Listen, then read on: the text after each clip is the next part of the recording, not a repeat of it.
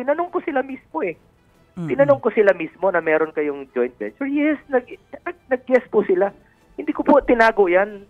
Wala po akong tinatago dito at ang pwede ko lang po pagmalaki sa inyo ay observe delikadesa during the term of former Mayor, former President Duterte. Opo, pero Hindi po ako nakikinabang at hindi po ako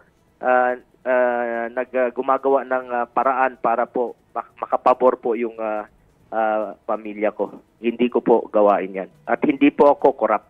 malinaw po yan, sir. And sabi nga po ninyo kanina na willing kayo na kahit na kayo pa yung magkaso. But do you believe in the integrity of ICI? Willing po ba kayo just in case na tawagin nila kayo to go personally sa ICI and cooperate with their investigation?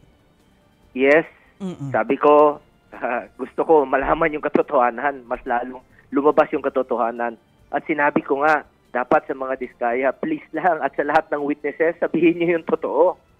Kasi hindi kayo nagko-cooperate. Eh ngayon, pinagbibintangan pa ako na ako ang pinoproteksyonan nila kaya hindi sila nagko-cooperate. Hindi ko naman sila kilala. Hindi ko naman kilala yung mga diskaya at wala po akong pakialam sa negosyo nila.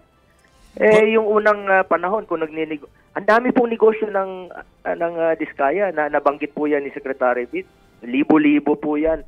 At umabot na po sila ng Baguio, umabot na sila ng Ilocos Norte at kahit sang parte ng bansa na nagpapagamit ng lisensya nila. Sorry, Chicky. Why single out on me na hindi ko naman sila kaano-ano at hindi po ako negosyante, hindi po ako involved sa mga government contracts. Dahil ako po ay senador at nagtatrabaho lang dito.